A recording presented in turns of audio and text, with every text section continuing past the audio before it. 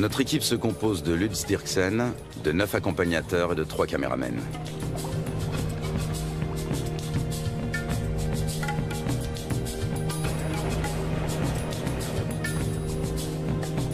Même en pleine saison sèche, le niveau de l'eau est toujours très élevé. C'est de plus en plus souvent le cas ces dernières années. Pas un seul banc de sable isolé où les animaux pourraient prendre le soleil. Apercevoir des anacondas s'annonce difficile. Le grand anaconda, aussi appelé anaconda vert, vit à l'est des Andes, près des grands systèmes hydrologiques. On connaît bien la vie de ces serpents dans les zones marécageuses du Venezuela, les llanos.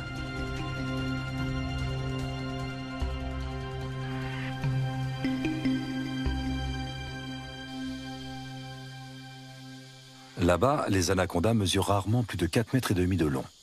Leur proie préférée, ce sont les capybaras, les plus grands rongeurs au monde dont les dimensions peuvent atteindre celles d'un chien berger.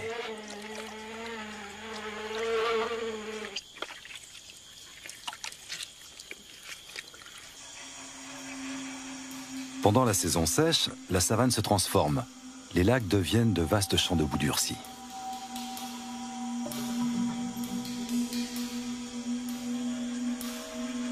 Difficile pour un anaconda de plus de 4 mètres de trouver un point d'humidité qui lui permettra de supporter la chaleur.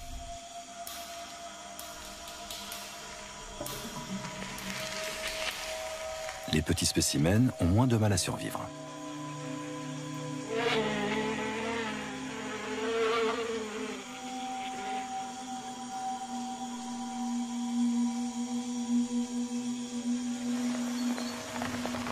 Début avril, la saison sèche touche à sa fin et les premières gouttes d'eau se transforment vite en pluie torrentielle. En à peine quelques jours, les étendues asséchées se gorgent d'eau.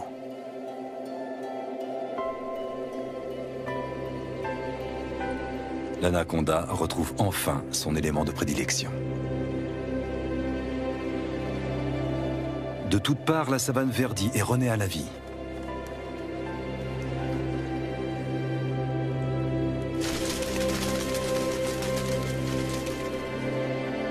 Les anacondas qui vivent au bord du fleuve sont différents de leurs congénères de la savane. Ils peuvent mesurer jusqu'à 9 mètres de long. Contrairement à leurs congénères vénézuéliens, on sait très peu de choses sur leur mode de vie.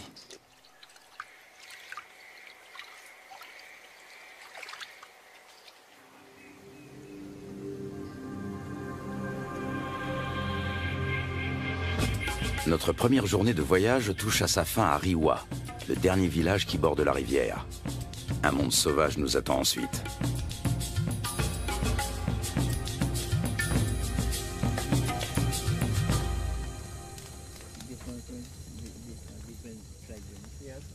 À la lueur du feu de camp, un vieux chasseur nous raconte la légende du matapi.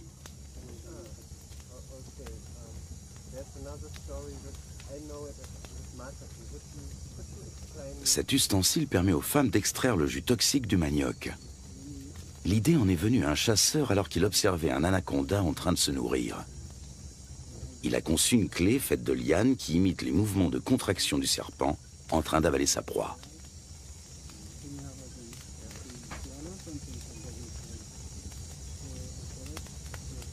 Fascinant. Tout autant que le ciel qui brille de 1000 étoiles au-dessus de nos têtes.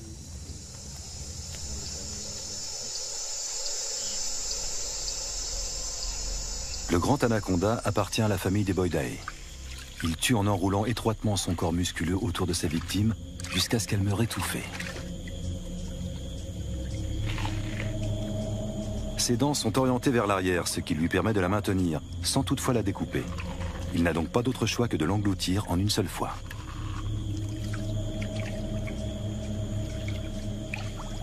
Sa mâchoire et son corps sont capables d'une extraordinaire dilatation. Comme il ne peut déglutir, il détend puis contracte ses muscles. Grâce au mouvement ondulatoire de ses anneaux, il fait progresser sa proie toujours plus profondément dans son œsophage.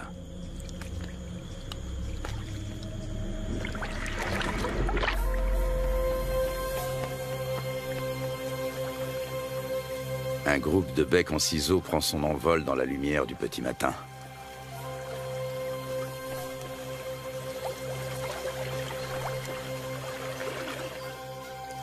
Les bateaux sont chargés. Un rapide petit déjeuner, puis il faut repartir.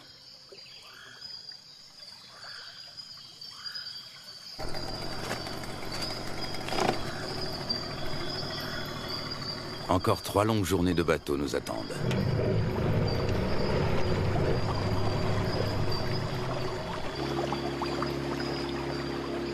Notre objectif, un territoire inexploré situé en amont de la rivière. Il y a 2 ans, des chasseurs y ont observé des anacondas de plus de 6 mètres de long. Lutz Dirksen a l'intention de remonter cette piste. Il souhaite également réaliser la cartographie des espèces que l'on peut rencontrer dans la région. Plus nous progressons et plus la nature nous semble vierge.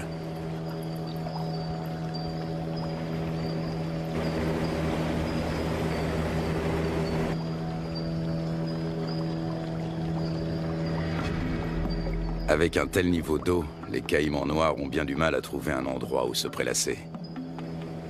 Les plus gros spécimens, eux, ont trouvé leur place au soleil.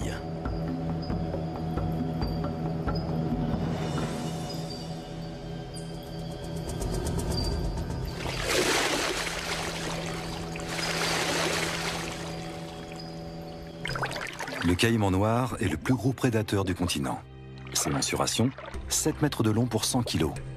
Des écailles viennent agrémenter sa tête et son dos.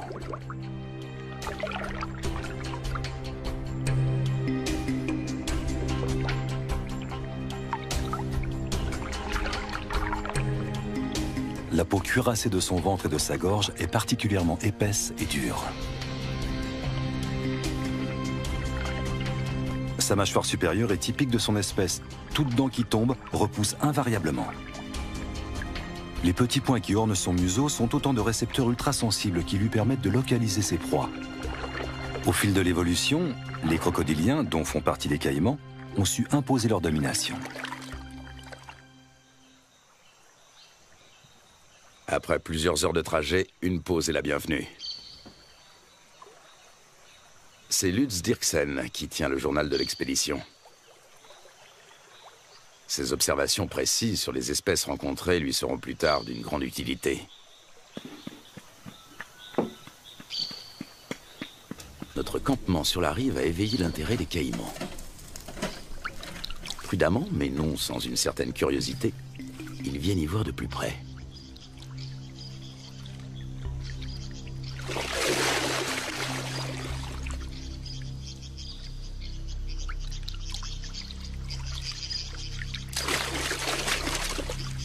Une mesure d'intimidation s'impose.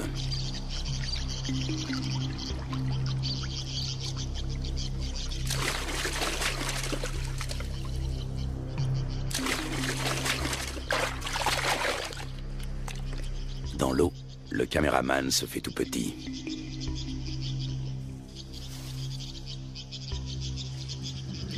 La bête est encore loin. Comment l'attirer sur un banc de sable pour mieux l'observer? La prudence est de mise. Le caïman commence par suivre le comportement des vautours. Une fois sûr qu'aucun danger ne menace, il vient récupérer les restes de repas que nous avons disposés en guise d'appât.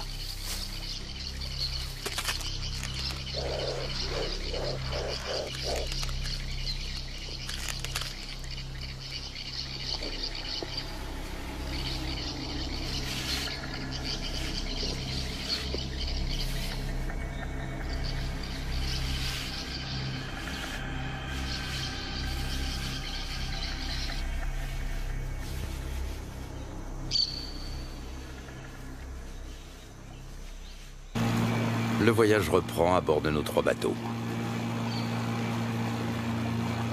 Dans ce virage, la rivière a creusé une profonde entaille dans la berge et coule désormais tout droit.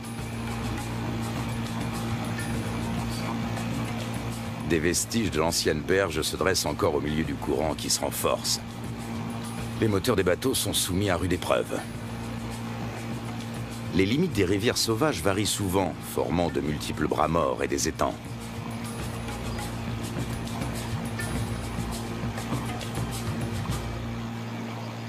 L'après-midi suivant, nous croisons une famille d'otaries géantes. Les Indiens les attirent grâce à un cri bien particulier.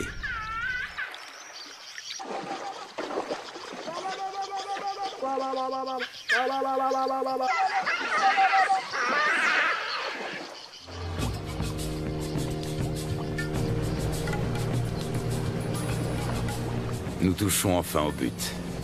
Il ne peut s'agir que de l'endroit dont les chasseurs ont parlé. C'est ici que nous allons nous établir pour partir à la recherche des grands anacondas. Nous remontons notre équipement aussi loin que possible de la rivière. Par temps de pluie, les eaux peuvent monter très vite.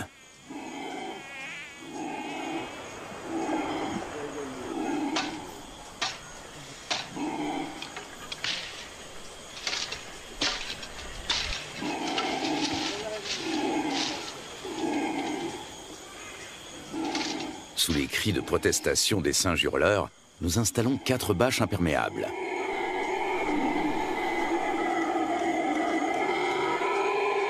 Une bâche pour la cuisine.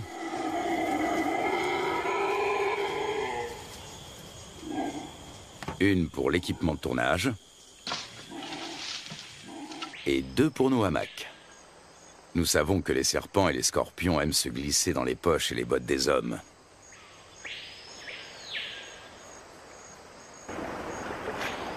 Du poisson frais vient compléter nos rations de riz, de pâtes et de haricots.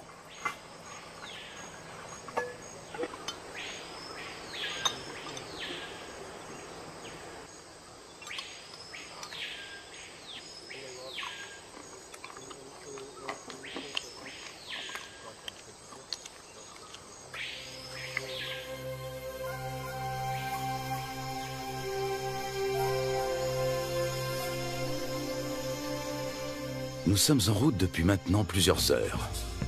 En raison des fortes précipitations, les eaux sont encore très hautes, au point que les branches gênent notre progression. Les animaux n'ont pas besoin de venir à la rivière pour trouver de l'eau.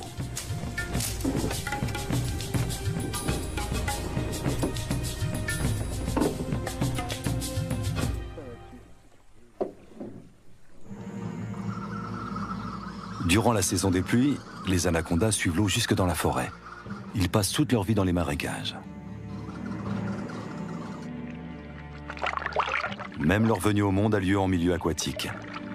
Dans le corps de leur mère, les embryons grandissent à l'intérieur des œufs. Lorsque ceux-ci sont prêts à éclore, les jeunes s'extirpent de la coquille avant d'être sortis du ventre de la mère. Ils naissent ensuite sous forme de petits serpents parfaitement développés. Ils sont tout de suite dans leur élément. Le nombre de jeunes dépend du gabarit de la mère. Chez une grande femelle, une portée peut compter plus de 80 serpenteaux.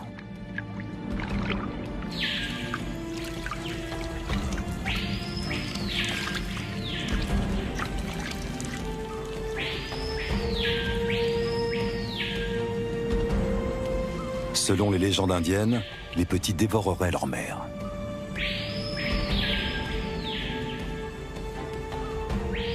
Un certain nombre de serpenteaux s'éloignent quelques minutes à peine après leur naissance. Ce sont déjà des prédateurs à part entière avec un redoutable instinct de chasseur.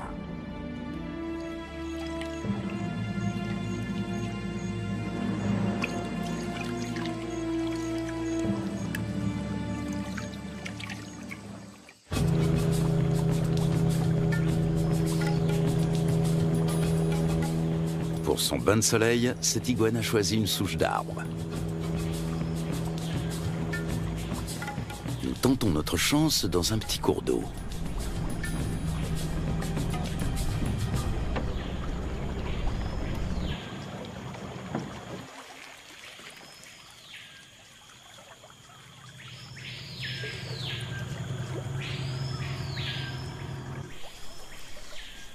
Aux aguets, notre capitaine a repéré un mouvement et attrapé le responsable.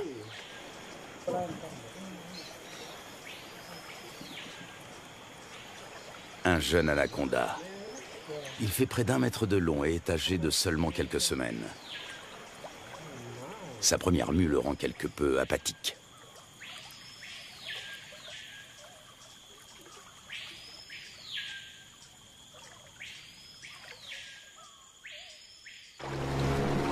De retour à bord du bateau, le soleil se fait brûlant. La saison sèche semble enfin arriver. Il faudra toutefois attendre plusieurs jours pour que le niveau des eaux baisse.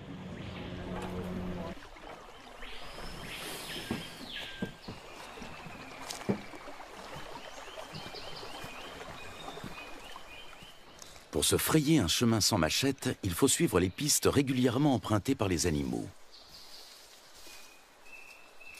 Voici un boa constrictor.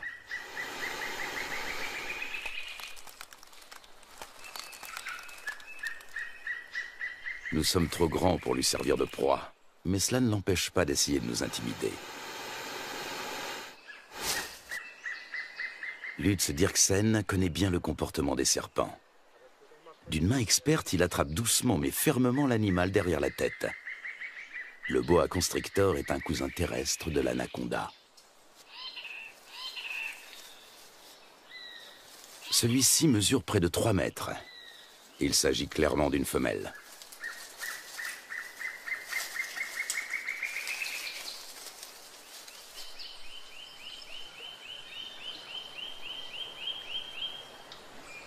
Encore un jeune anaconda. Lorsqu'ils sont âgés d'à peine quelques jours, ils se montrent particulièrement agressifs.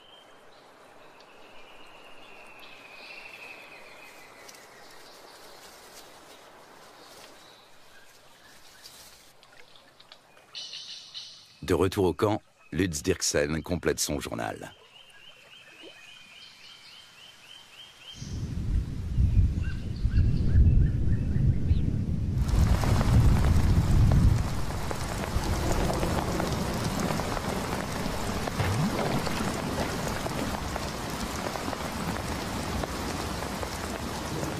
Ces 4 dernières années, la Guyane n'a pas connu de saison sèche normale.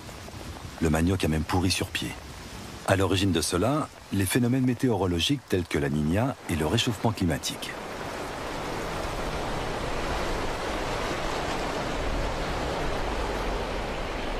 Des pluies torrentielles viennent grossir les cours d'eau. En quelques heures à peine, le niveau peut monter de plusieurs mètres.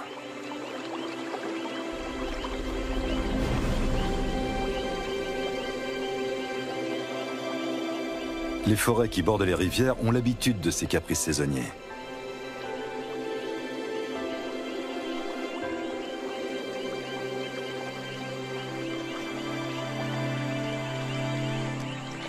Les caïmans suivent eux aussi l'eau dans la forêt.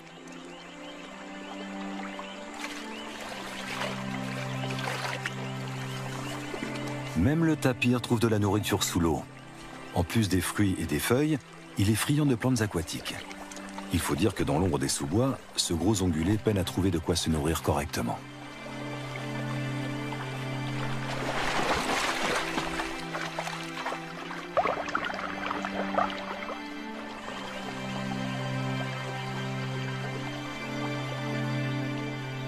D'autres, en revanche, tentent d'éviter l'eau.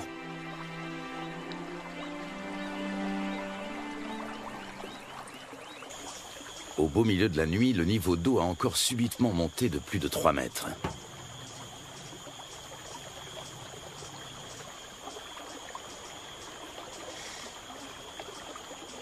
Nous sommes parvenus à mettre en lieu sûr la plupart de nos provisions, et surtout nos bateaux.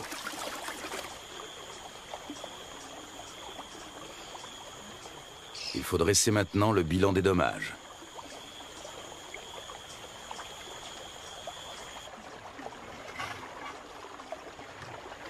Tout est humide, voire trempé. Même notre matériel de tournage doit être séché.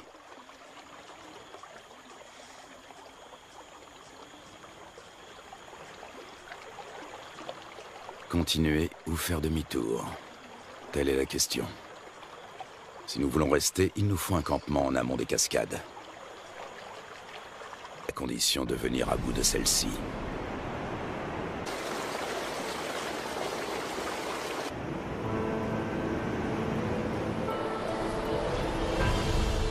Rapides et cataractes sont fréquents en Guyane. Ils forment un habitat aquatique à part.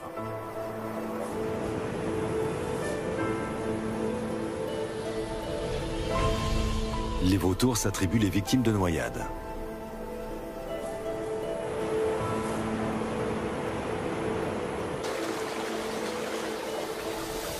Dans les zones plus paisibles, les hérons se régalent d'escargots et de petits poissons.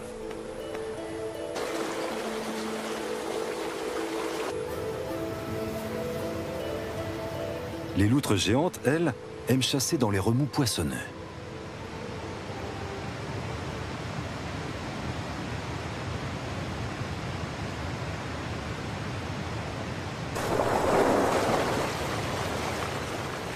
C'est là également que l'oiseau serpent vient pêcher de petits silures. Nous sommes sur le territoire du jacara, la seule espèce de caïman qui évolue dans ces eaux torrentielles. Il est nettement plus petit que le caïman noir.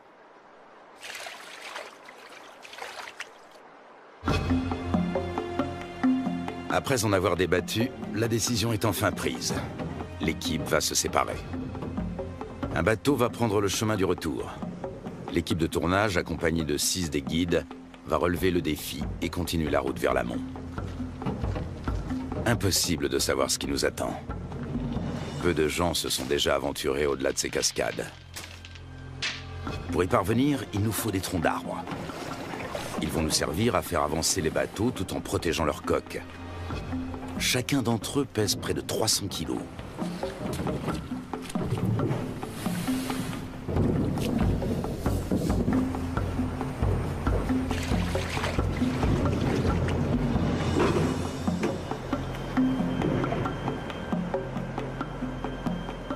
Lutz Dirksen repère un cousin de l'anaconda. Il s'agit d'un Corallus hortulanus qui vit dans les arbres.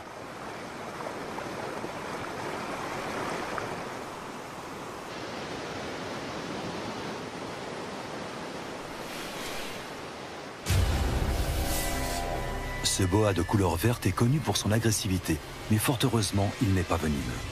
Lorsqu'il attaque, il se cramponne à sa proie.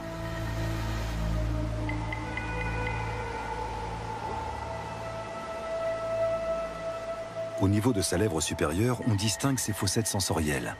Il s'agit de détecteurs de chaleur qui l'aident à repérer ses victimes, même de nuit.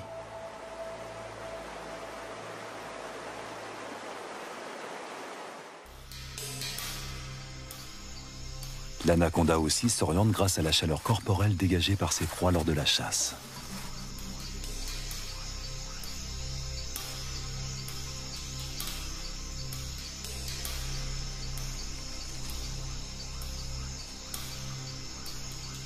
Peut-être distingue-t-il le paca comme à travers une caméra infrarouge.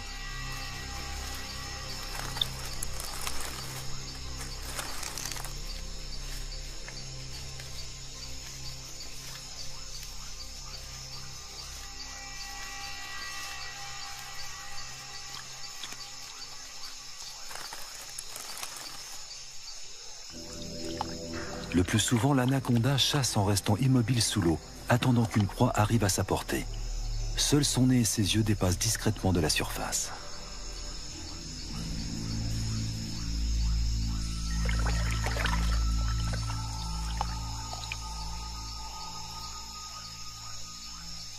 Avec sa langue fourchue, il détecte la moindre odeur.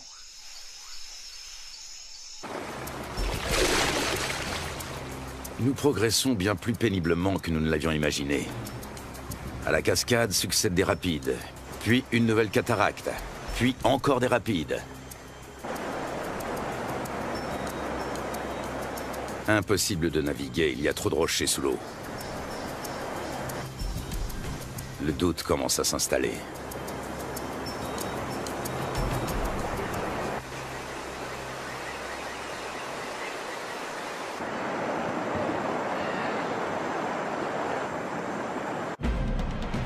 Dans le cours supérieur, les eaux sont particulièrement impétueuses.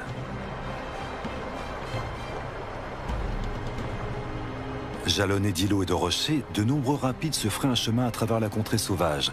Souvent, ils sont impraticables sur plusieurs kilomètres.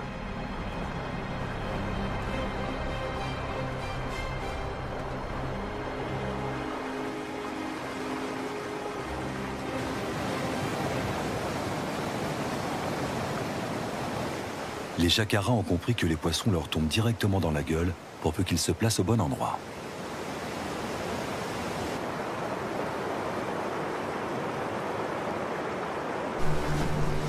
Au bout d'à peine quelques centaines de mètres, une nouvelle cataracte nous ferme le passage. Une fois de plus, impossible de passer.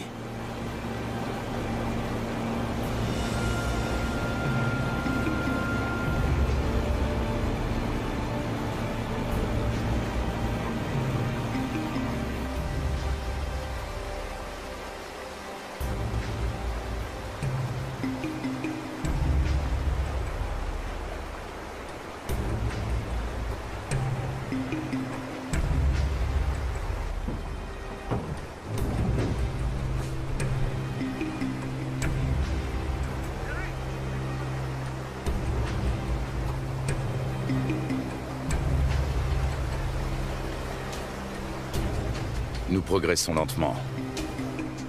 Souvent, la voie se referme et il faut rebrousser chemin pour tenter notre chance dans un nouveau bras.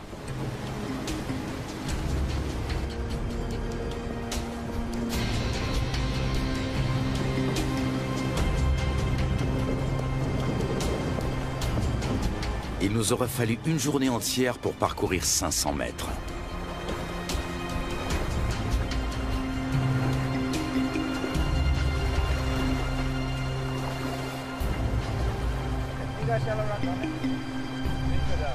Alors que nous nous apprêtons à renoncer, le fleuve change de visage pour redevenir enfin navigable.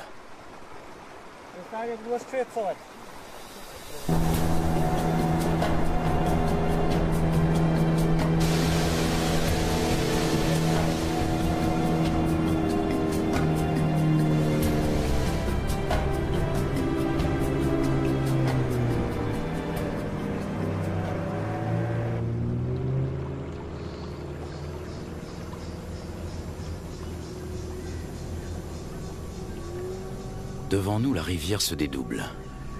Un monde intact nous attend.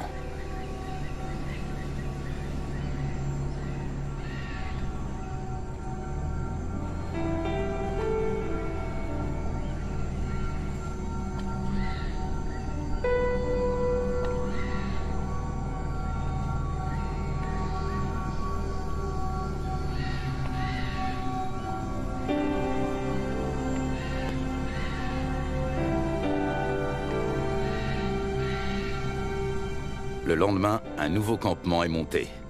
Cette fois, nous espérons être à l'abri des eaux.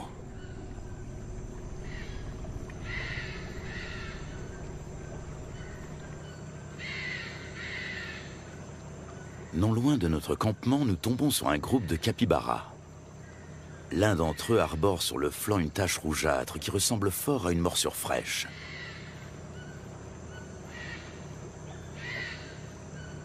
Les rongeurs ne semblent pas gênés par notre présence. Ailleurs, ils se montrent plus farouches. Ici, ils ne redoutent que le jaguar et l'anaconda. Et puis, au milieu d'un enchevêtrement de branches, il est là, immobile. Il a pourtant perçu notre présence depuis un bon moment.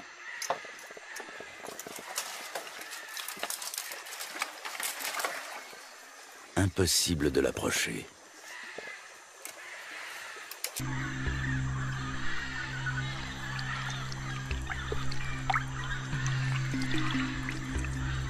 L'accouplement peut durer jusqu'à 4 semaines.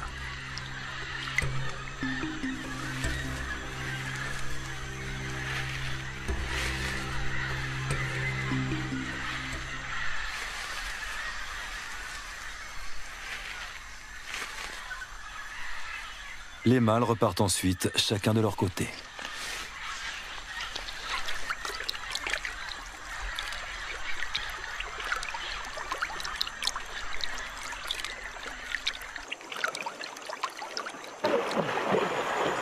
Soudain, nous faisons une découverte de taille. Un serpent géant tout près de la rive.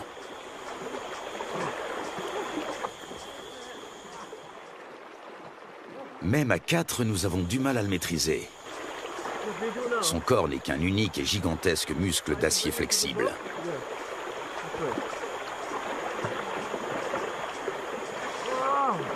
Il doit avoisiner les 200 kilos. Il s'agit d'une femelle.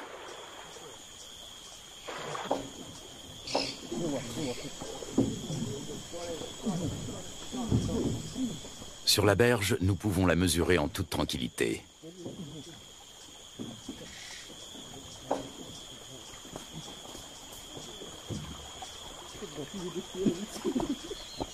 Un sac sur la tête devrait la calmer.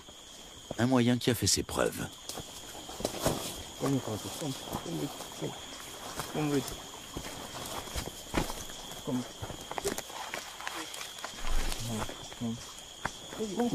Nous parvenons à la ramener à terre sans trop de résistance.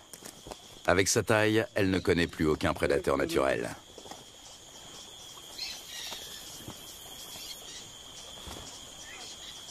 Certes, elle n'est pas venimeuse, mais elle sait se défendre.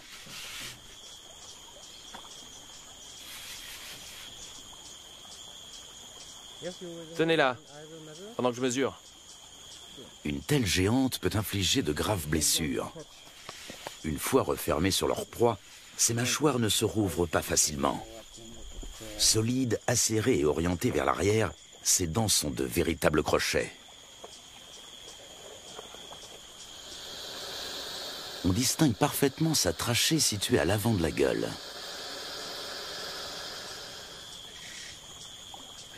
Elle lui permet de respirer pendant qu'elle avale lentement ses victimes.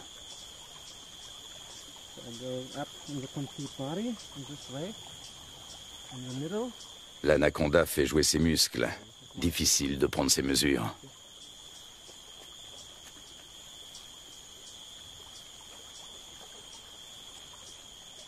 Cette femelle est nettement plus imposante que tous les autres anacondas que nous avons rencontrés au cours de notre voyage. Lutz doit s'y reprendre à plusieurs reprises.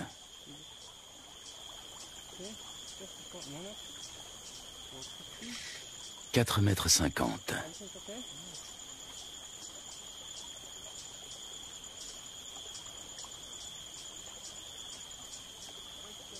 « 5,70 m. La bête mesure près de 6 mètres. Un sacré morceau.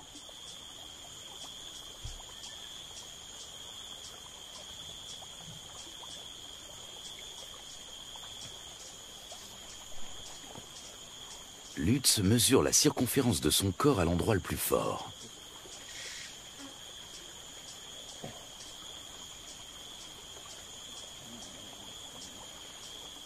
« 63 cm. Il s'assure que le dessin de ses écailles correspond bien aux descriptions scientifiques du grand anaconda.